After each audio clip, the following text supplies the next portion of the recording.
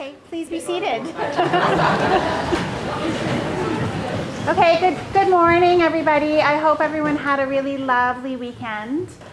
You're probably well aware that this is the biggest chapel that we've had this year, so I appreciate the fact that you are sitting chock-a-block with one another here to listen to our presentations.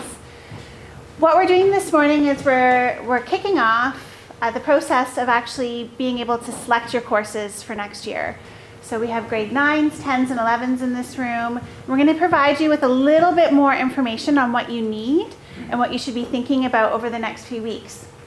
Some of you may have already met with Miss Barzo and Miss Ingledew to start thinking about course selections and university pathways, post-secondary pathways. That process is going to continue for the next couple of weeks. So if you haven't, that's okay, you will.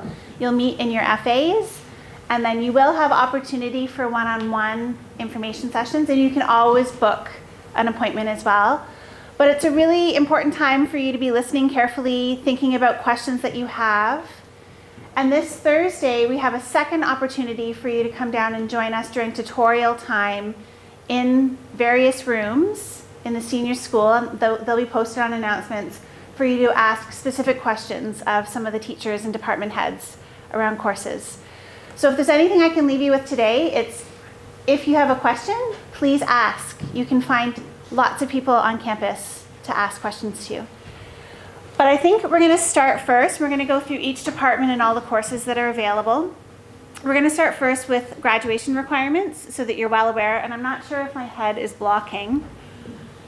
But how many of you, just put your hand up if you know exactly how many credits you need to graduate. Okay, so this is an important slide then. So to earn your Dogwood Diploma, it's called the Dogwood Diploma because it's the province of BC and that's our provincial flower. This will enable you to go on to a university or post-secondary institution of your choice. You need 80 credits. Almost all of your courses are worth 4 credits. Some are worth 2, but in most cases you're taking 2 of those classes, so you're earning 4.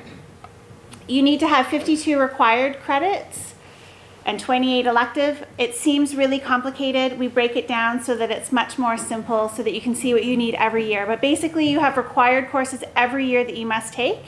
And then as you go up in the grades, you get to make increasingly more choices as to what you're taking and which courses you're taking to get to the destination you want to get to. So it seems kind of freaky at this point for you to be thinking about what happens after high school. And you don't need to think too much about it at the grade 9 level yet. And students going into grade 11 next year, that's when you're going to want to start thinking about pathways. But you're going to need to be earning all of these credits. Grade 11 students this year going into 12 next year are going to have to think about your grade 12 credits that you're taking. So you need 4 grade 12 credits. Everybody, and I'm going to see a lot of you tomorrow and the next day will need to take the Literacy 10 and the Numeracy 10 assessment to graduate. It's not used by universities at this time. However, you want to try your best on it because it does show up on your transcript. The Literacy 12 assessment, though, it is a graduation requirement now. It is looked at by some universities, but only a very few. So we're looking at UBC is one of them, and SFU may also look at your score for that assessment. You need career education, which is why you go to FA. So FA may seem like the time of day at the beginning of the day that you have to show up every day, but it actually is a course. And at the end of the year, some of you will remember that you co-assess a grade with your faculty advisor teacher that will go on your report card, and it represents the 3 courses that you need for career and life education, career life connections, and the capstone, which is what you do in grade 12. Now, for a lot of you coming in, it's requirement actually for all students that will be graduating from here on in to have an Indigenous focused graduation requirement. So we have a couple of options for you to achieve that goal. And I'm not going to talk too much beyond this slide, but I want you to start asking yourself, what do I think I want to take next year? What are some of the elective options I'm interested in? Where do I want to explore my skills, passions, talents? What is something that I'm not so sure about, but I might want to try? Okay, so as we get into learning about the course options that are available next year, it's important that you're asking yourself questions.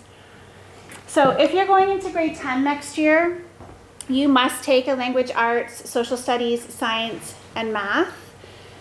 Those are required courses. PE is also a required course. So you can take that either through PE or you can take it through the equestrian program. Then of course there's literacy and numeracy.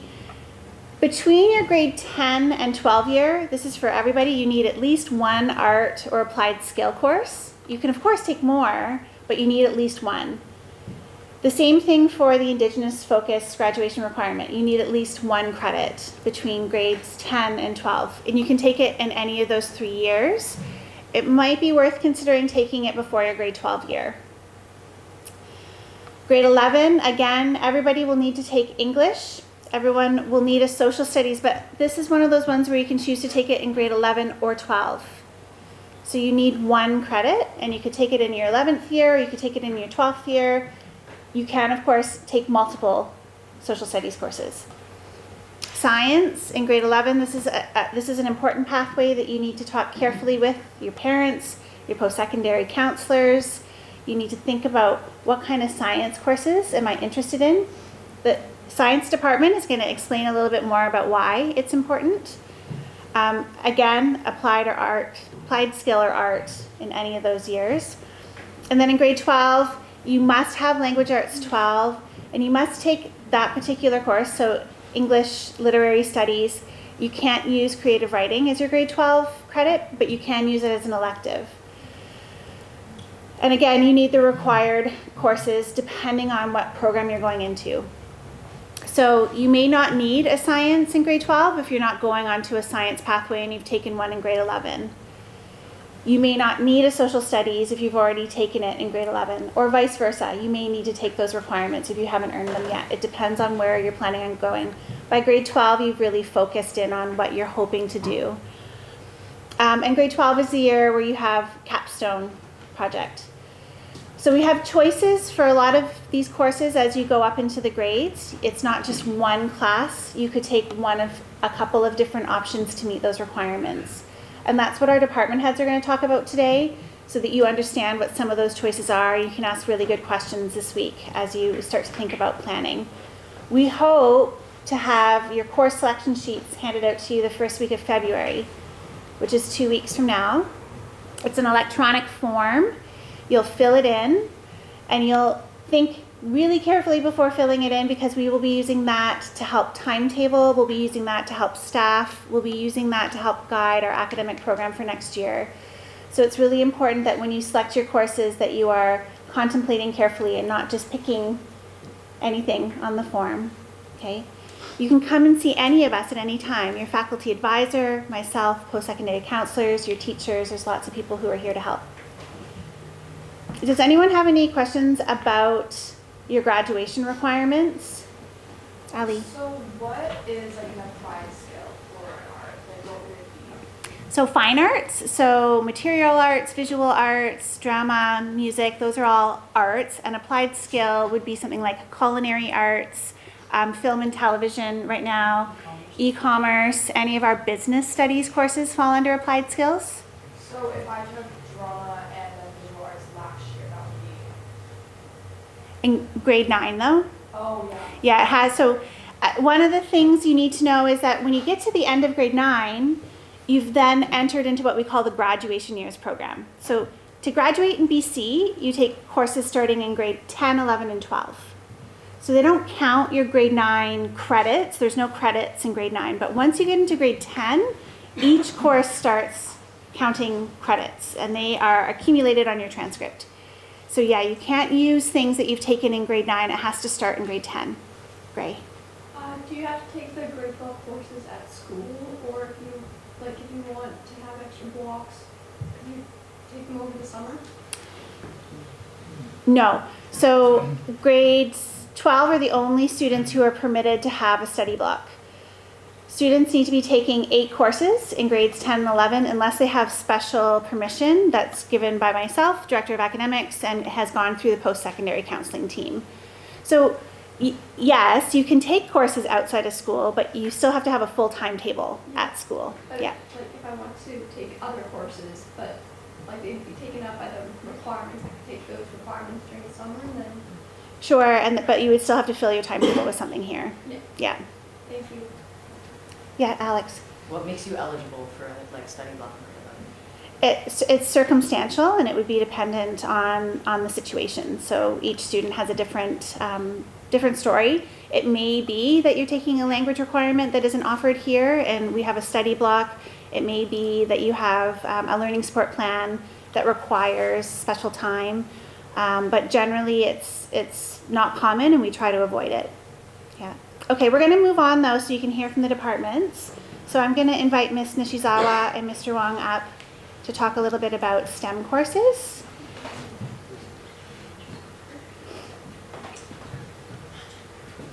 Do you want it in presentation mode? Yes, please. There you go. All right, good morning, everybody. I'm excited to talk to you about course offerings for science, math, and business for next year. Okay, starting with grade 10 science. All students who are in grade 10 are required to take science 10 next year. So this science course is pretty similar in format to what you've experienced so far, where you have a little taste of chemistry, a little bit of biology, a bit of physics, and the special unit for science 10 is astronomy. And this is the last year where you're going to have this generalized overview of the sciences. So as you go throughout this year and also next year in science 10, you want to be thinking about what area of science are you most interested in so that you can specialize in that in your grade 11 year. Another course offering that we have for Science 10 is Medical Science 11. This is a really popular course, super exciting. It talks about the causes, diagnosis, the treatments of disorders and diseases, and it also gives a bit of an insight into what it's like to work as a physician in the medical field. It's special because it's taught in conjunction with Dr. Bill Nielsen, who is a practicing physician here in Duncan. But there's two things to know. It does say on there that Med Science 11 is an elective credit. So if you are in grade 10 and you're interested in taking Med Science 11, then you need to take both Science 10 and Medical Science 11. So Med Science 11 is not a replacement for Science 10.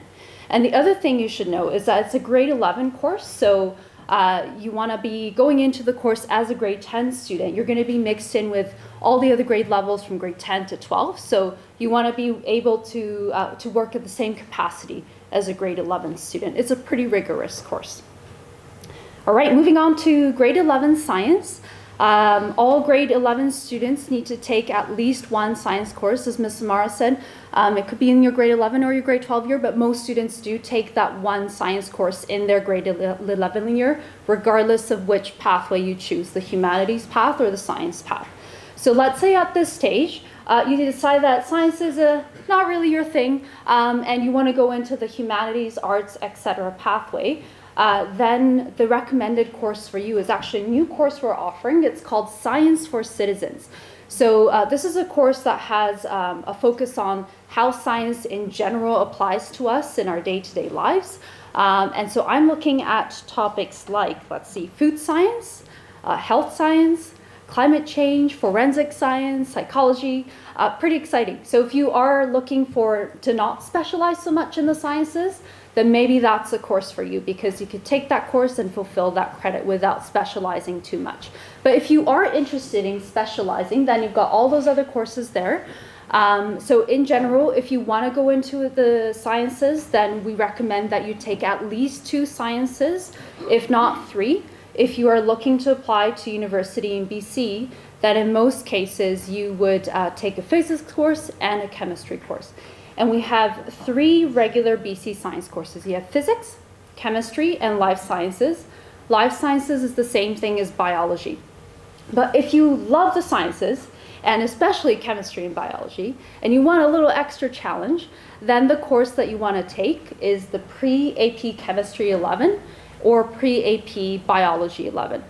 So AP is it's advanced placement. It is an American curriculum, but it is a university level course. And at QMS, because the AP Sciences is quite difficult, we're offering it sort of as like a 2-year program where you start in your grade 11 year and you also continue in your grade 12 year. At the end of your grade 12 year, you'll take an exam. And if you're successful in that exam, you have a possibility of getting credit for first-year university, allowing you to jumpstart in your second year at university. So if that's the case, then those are the options for you. And then lastly, Med Sciences 11, that's an offering for the grade 11s as well. But like I said, it's an elective credit. It's not a science credit. All right, grade 12 science. At this stage, if you've decided on that humanities and arts path, you really don't need to take any science as long as you've met that requirement in your grade 11 year. So all the grade 12 students who are taking these courses here, you have decided somewhat that you are pursuing a career in the sciences, at least at this stage. So in your grade 12 year, our BC offerings are Physics 12, Chemistry 12, and Anatomy and Physiology 12. Anatomy and Physiology is the same thing as Biology 12. And you'll also see on here AP Chemistry and AP Biology. So remember we talked about in grade 11, you have your pre-AP Bio and pre-AP Chem. So this is the year 2 version of that. There's AP Chem and AP Bio. But the difference is that chemistry tends to be a smaller class in the grade 12 year. So usually we combine the Chem 12 and the AP Chem in one class. So the AP Chem will be sort of on their own stream, and so they'll get some extra work to fulfill that curriculum, but it will likely not be a separate class. Another thing to note is that for Anatomy and Physiology and AP, the acronyms are the same, but both AP, and that caused a lot of confusion last year. So when you're doing your course selections, remember that Anatomy and Physiology is your regular BC course, and it goes into the biological macromolecules, cell transport, the inner workings of the cell. Whereas for AP Biology, it's that university level course, and we look at ecology and evolution. So very different courses. Keep that in mind when you do your course selections. Okay, that's it for me for the sciences. Mr. Wong for math.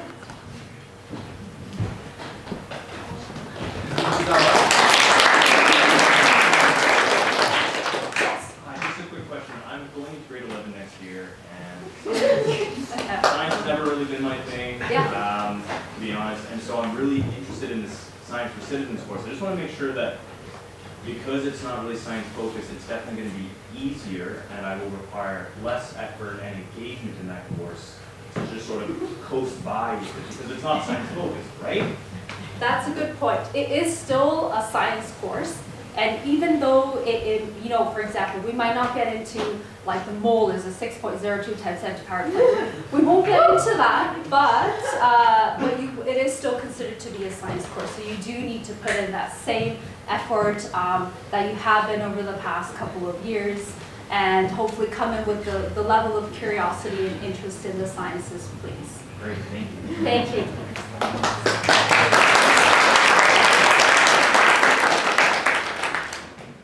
Hi, good morning. I'm here to talk about the math stream or math pathways. So in grade 10 math, I won't speak it too much because you see that's your only choice, right? There's a big focus on linear equations and then building algebra skills and all that kind of stuff for more success next year. So on to grade 11 math. Okay, so we have a few more choices now. So one thing to note is that in order to graduate, you just need one grade 11 math, and that's it. You don't actually need to take a grade 12 math for graduation. Okay. So at the grade 11 level, you are starting to go into different pathways. So there's the pre-calc 11. If you're interested in going to math or computer science or general science or business or really any field involving math, you should try to take pre-calc 11. Okay. Another thing is like, you know what, my math skills is decent. I'm not sure where I'm going, but I just want to keep my doors open. Again, pre-calc 11 will do that for you. Okay. That doesn't mean foundations 11 is not useful. So check with your university program. Some programs will accept foundations 11 as well as 12. So please check there. Okay. At the grade 11 level, you have computer science 11 as well. You learn about how a computer thinks or how to create programs and such. And at the grade 11 level, you're also able to take AP Stats. Now, I put AP Stats actually in the grade 11 math stream as well as the grade 12 one, so you can take in both. It's really like a 11, 12 course. But it's an AP level course, so it's a university level kind of course. On to grade 12, you have even more choices. So if you've taken pre-calc 11, you would naturally go to pre-calc 12. This year we're coming up with a new course, or sorry, next year we're coming up with a new course. So the AP College Board, they set up a course called AP Pre-Calculus 12. So that's a course that deals with a lot with regular pre-calc 12 stuff. However, it contains more information. So one thing I learned in kind of the grade 12 level is that some students have taken pre-calc 12, but then sometimes when they go out east to go to university, the profs will start with all these kind of linear algebra or matrices, which is actually not covered in our curriculum. So they go over there like, oh well, I don't feel as prepared. But AP Calc will do that. So they will go through kind of a lot of, go through a lot of different information. There's a huge variety of content covered. So it really gets you that extra level or next level preparation. So if you're strong in math and you feel like I just want that extra preparation, and you're in grade 11, you're doing great in pre-calc 11, consider taking AP pre-calc 12. With calculus and AP Calc, so again, these two courses are going to be similar in scope and similar in content. AP Calc is it's a course that's a little bit faster, right? So the course does end in pretty much May rather than June, and you do have an AP exam at the end. But the content covered is more or less similar. So if you're not going to the US or going to the UK, there's really no inherent advantages of taking AP Calc. I think regular calculus will suffice and will get you prepared for university. Okay? This is an AP Calc 12 AB course. So once you get to AP Calc, there's actually two courses. There's AB and then there's BC. Many universities may take BC as like a first year university credit, so you can essentially use that as credit. We don't offer that here. AB, maybe for certain universities they'll do that. Again, check with your kind of university requirements. You'll see AP Stats is on here again. Again, grade 11/12, lots of 11/12 taking AP Stats. Again, if you're going to say biology or any field relating a lot of data collection and statistics, you should try to take it. And then of course we have a computer science 11, /12. So again, you probably should have taken Comp Sci 11 this year if you're in grade 11 to move on to the Comp Sci 12. Yeah, so that's it from me for grade 11 math. I'll pass it over to Mr. He to talk about our business courses.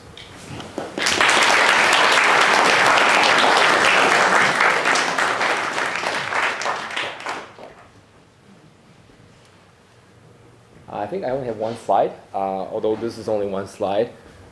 This represents a very small part of a very broad field of studies. So I'm going to just start off and talk about these three courses with AP Microeconomics. If you are interested in going into the business school or want to become an economist, this is a course that you can take and receive a university credit if you do well on the AP exam. Microeconomics should be taken alongside with macroeconomics. In this school, though, we offer microeconomics 1 year, and then we offer macroeconomics the subsequent year. And to me, this is a course that you get to learn some fundamental economic skills, learn about how to understand how society deals with resources and the scarcity of resources, and how firms, especially when it comes to microeconomics, make decisions because they only have limited resources. And this obviously affects their bottom line.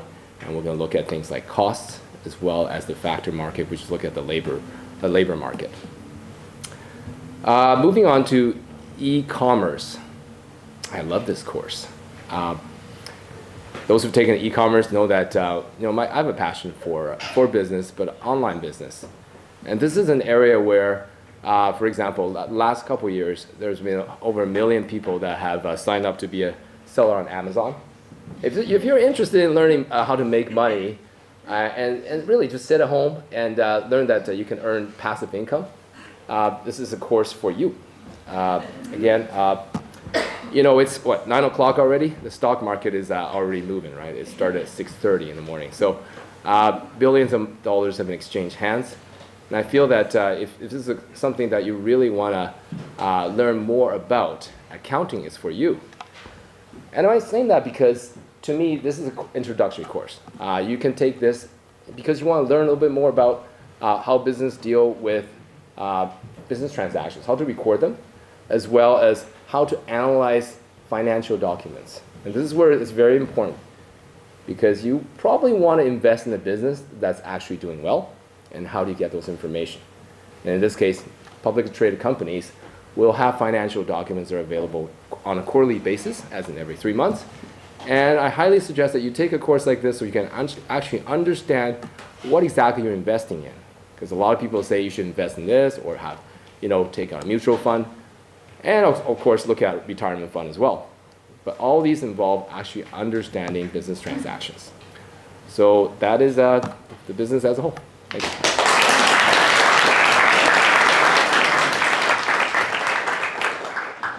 If I could invite the Fine Arts Department up to speak. Okay, so I will speak first. I'm representing drama. And one question always comes to mind: why study theater?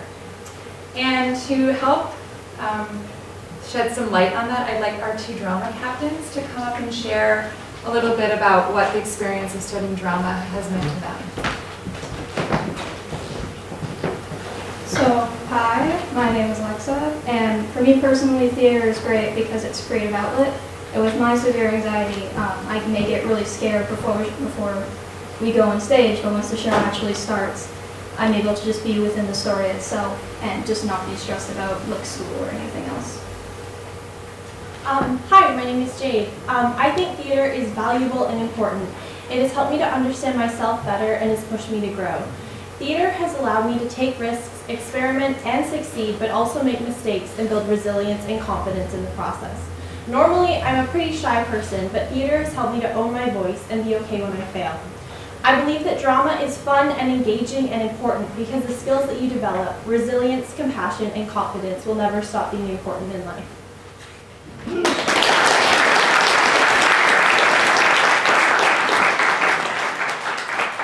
So if that doesn't shed some light, I'm a real nerd when it comes to neuroscience and history, and one author that really has moved me is historian Yuval Noah Harari, and he believes very firmly that these skills are essential for our future.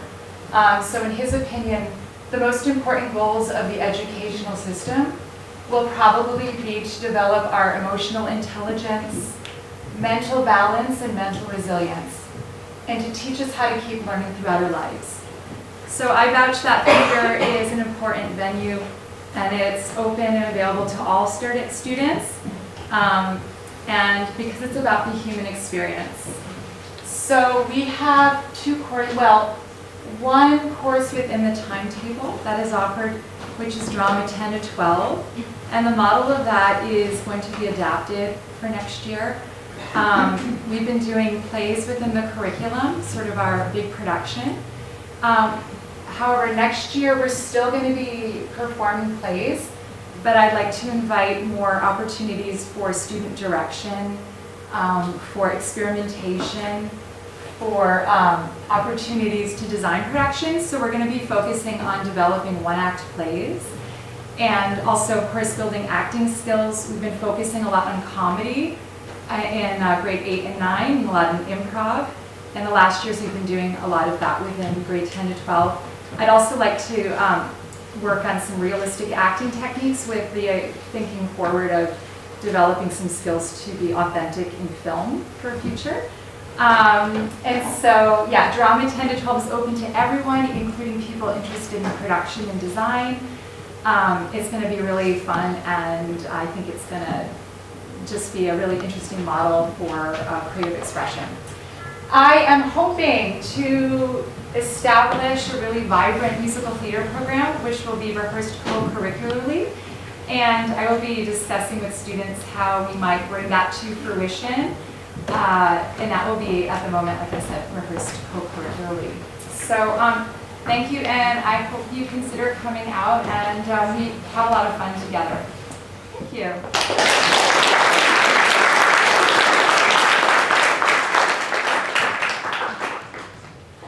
I'll keep it short and sweet. We have some opportunities for you if you're interested in music. The senior band doubles as a co-curricular, and it's also an accredited class. It takes place after school on Wednesdays. At the moment there's over 30 students in the senior band. So in order to be in the band, you need to be able to play an instrument and read music, or if you want to learn an instrument, then you still need to be able to read music, and then you can take it from there. You probably have at least 5 performances, which is including assemblies, concerts and festival, and anytime you perform with the band, you would get service hours.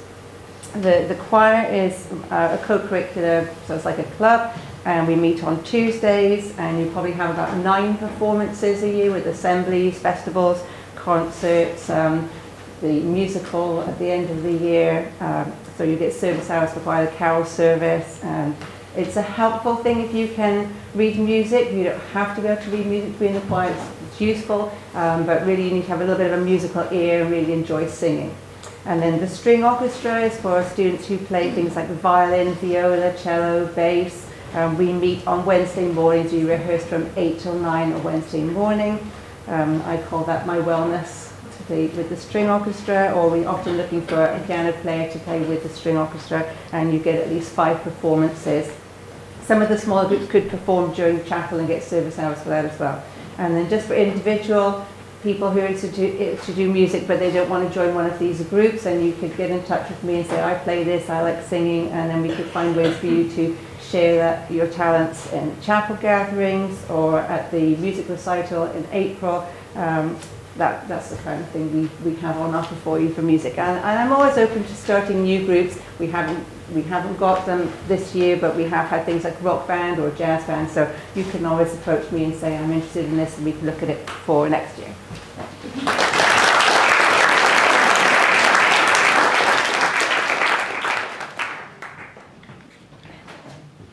Hello. I'm going to talk to you about studio arts, open to 10, 11, and 12. We're covering things like drawing, painting, printmaking, collage. This is generally 2D things, as opposed to 3D arts, now called material arts. We're doing stained glass, pottery, enameling, subtractive sculpture, open sculpture. We're also looking to gain some interest in wheel-turn pottery, so that would be available to 10, 11, and 12. Basics of working with clay, as well as turning pottery on the wheel. AP courses? Yeah, so visual arts also has AP courses, advanced placement, for those students who are pretty interested and serious in their art practice, and who are interested in the inquiry process. So the AP exam for visual arts is actually a portfolio, and it's submitted digitally in May, and it is basically the development of your portfolio is the content and the curriculum of the course.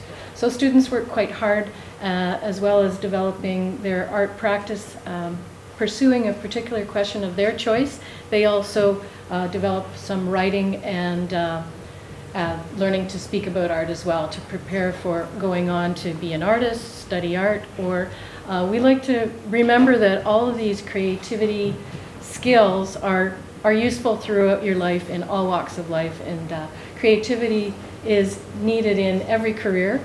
So these are the skills that you'll be developing in AP.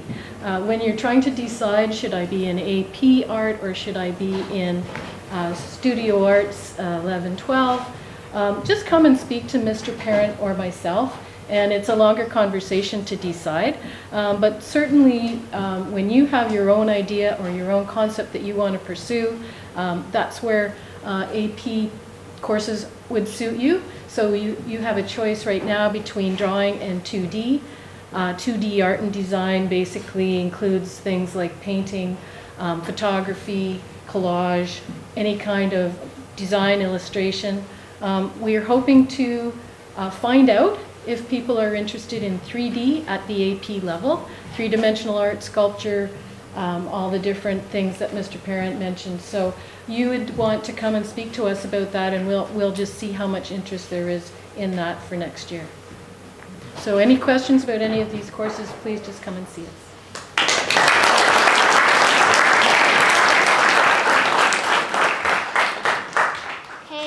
if there's anyone that needs, is there anyone riding right now this block? Okay, then we can stay put. So, pardon? Oh, film, yes, sorry. Oh, sorry, yeah. I did not mean to be offensive.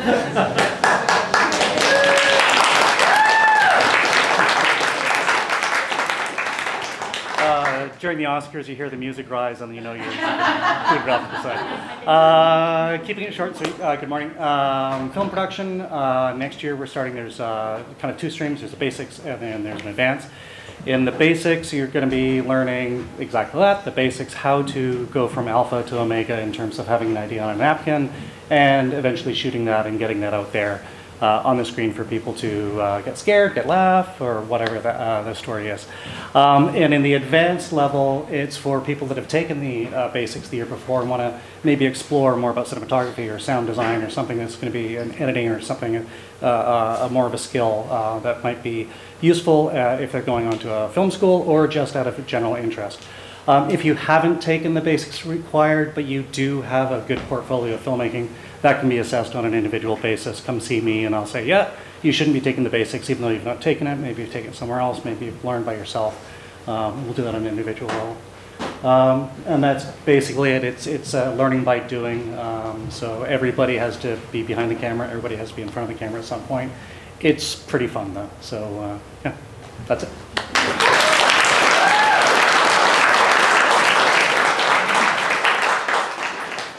I promise not to forget anyone else. Okay. Yeah.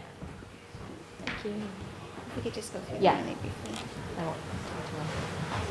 Okay, for those of you who don't know me, I'm Miss Shirley or Miss Lee. Okay, I'm head of Humanities Department. Okay, so these are the grade 10 options. So you have Social Studies 10, Literacy Studies 10, New Media 10. So all of you will have to take at least one English language arts and one social studies. So you'll all probably have to take Social Studies 10 and then Literacy Studies 10 or New Media 10.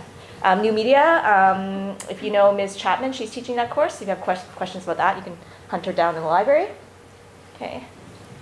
And a lot of grade 11 and 12 options for English language arts as well as social studies in that area.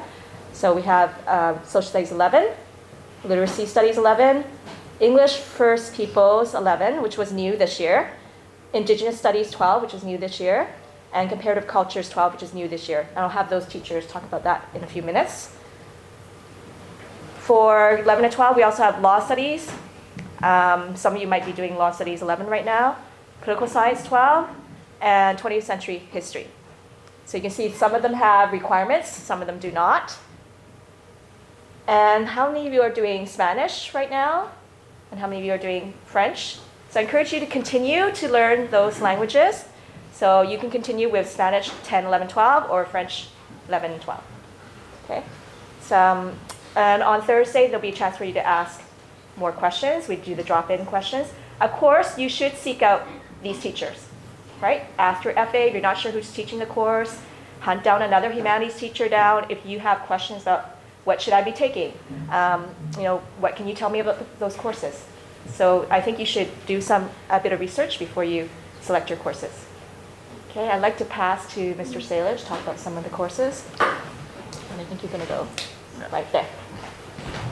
Hi, so I teach comparative and contemporary Indigenous Studies 12, so that's a new course for us. It doubles as your Indigenous focus credit as well as you get socials credits courses. So there's no prerequisite, but it is a grade 12 level course. So if you're coming into this at a grade 10 level, that's fine. I have lots of grade 10s in my class this year and they're doing great.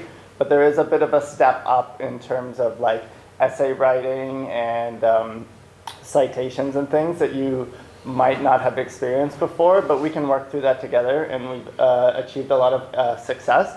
So we kind of start by looking at the past and how the past has influenced the problems that Indigenous people face in society today, and then how to move forward looking at the worldviews of Indigenous societies across Canada and the world and how they see things. So It's been a lot of fun, and if you have any questions, you can talk to myself or one of the students in my class. I'm sure you probably know someone in your grade taking it, and they could also tell you about their experience as well, which is equally as valuable as me telling you what my experience in the course is. If you're also looking for an Indigenous focused credit, Mr. Faber teaches our English First Peoples, and you can talk to him. That has more of a literacy focus where you're looking at different books and Indigenous authors versus a social studies kind of view of the First Nations credit. Okay, thank you.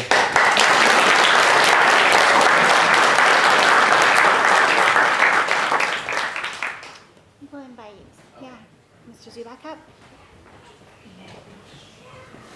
All right, I'll try to keep this. My voice is kind of hoarse from coaching all weekend, but I'm the head of the PE department, Mr. Zubak, and we've got a number of courses that are offered. Obviously, grade 10 is required, and in that grade 10 phys ed and health, you basically have a variety of different sporting activities that you'll be offered, as well as learning about different health pieces and nutrition, mental health, and all that. When you get to grade 11 and 12, you have options, right? We've got active living, and active living is basically having activities on campus, but then also going off campus and maybe trying things such as maybe curling or yoga, things like that, where there are things that might follow you after high school. So we want to create like lifelong learners and being proud of your health and wanting to continue that. And the next course we've got is fitness and conditioning for grade 11, 12. And in that, you basically develop programs for yourself for developing stronger muscles and setting goals. Where do you want to be in the gym setting? But also learning about the biomechanics of how your body moves. So you're learning about muscles and bones and all that. So it's a really exciting course as well. And the final option, which is a possibility, we're working towards that, is a new course which will be Intro to Coaching. And everyone knows that I coach a number of sports and I have a real passion for it. And it's something that I feel that we can start developing at an earlier age. So if you're interested in coaching, this might be a chance for you to get a certification that you'll leave not just with the credits you get for high school, but you also get this NCCP certification to coach at the end of the year. So if you want more answers or questions for that, Thursday, come see me, and I'll hopefully have all that on a slideshow, and we can discuss that new course. So, thank you.